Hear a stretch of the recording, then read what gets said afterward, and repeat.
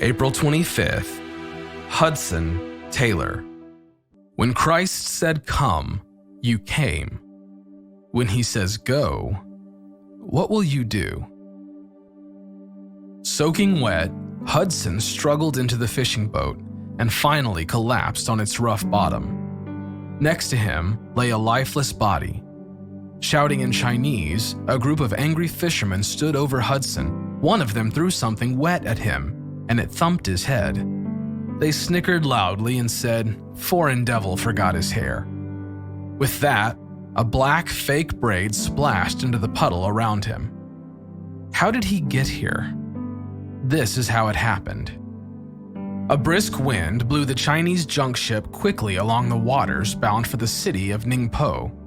Rather than retreating to his cabin below deck, Hudson remained on the deck to enjoy the crisp night air.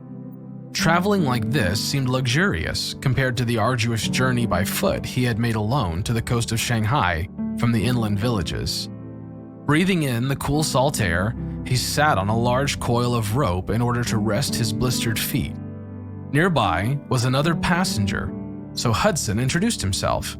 The passenger was surprised to meet a foreigner, as Hudson appeared to be a fellow Chinese. The passenger had visited England and was happy to speak with an Englishman again, so they talked late into the evening. Hudson said, "I had drawn him into earnest converse about his soul's salvation." The man listened with attention and was even moved to tears. They promised to talk more the next morning. Around dawn the next day, the ship was nearing the large city of Shanghai, and already noisy crowds of customers and merchants were bustling on the shoreline. Hudson was still below deck when he heard a loud splash and screams coming from above. He rushed up to the deck where he found passengers and crewmen peering over the deck and shouting the man's name. Hudson's friend from the night before was now in the water. Not wasting a second, Hudson dove overboard into the murky sea. The waves were high now. A strong wind had come up and the ship was speeding away from the spot where his friend went into the water. Again and again, Hudson plunged below the surface, looking, feeling, but he found nothing. His hopes surged when he caught sight of a nearby fishing boat with a dragnet hung over the side. Hudson swam over quickly and shouted, Come and drag over this spot. A man is drowning just here." But the fishermen glanced at him, said it wasn't convenient, and turned their backs. Dumbfounded, Hudson swam closer and shouted louder, "Don't talk of convenience! A man is drowning, I tell you!" The men looked up. "We are busy fishing. We cannot come." "Never mind your fishing. I will give you more money than many a day's fishing will bring. Only come at once."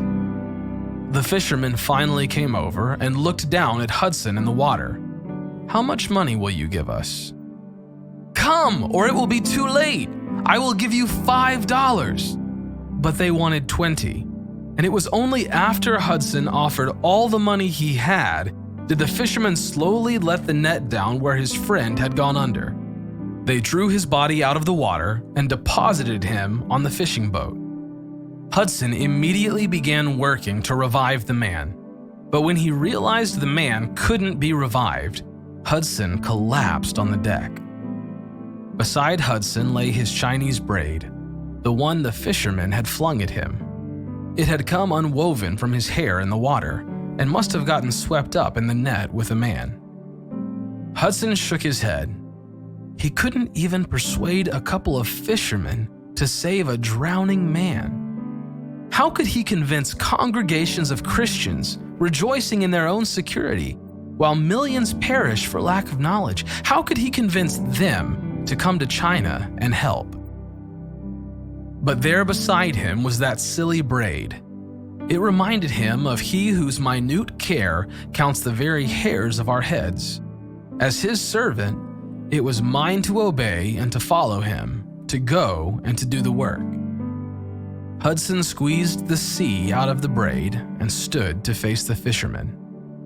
After this event, Hudson prayed earnestly for God to thrust forth laborers and for the deepening of the spiritual life of the church so that men should be unable to stay home. Hudson said, "The Lord Jesus commands me, commands you, my brother, and you, my sister, go." Shall we say to him, "No, it's not convenient"? Shall we tell him that we are busy fishing and cannot go, or are engaged in other more interesting pursuits? Ere long, we must all appear before the judgment seat of Christ, that everyone may receive the things done in his body. In John chapter 14, verse 15, Jesus said, "If you love me, you will keep my commandments." Every one of us has received the call of God upon our lives. Are we listening? Hudson said, "God isn't looking for people of great faith, but for individuals ready to follow him." When Christ said, "Come," you came. When he says, "Go," what will you do?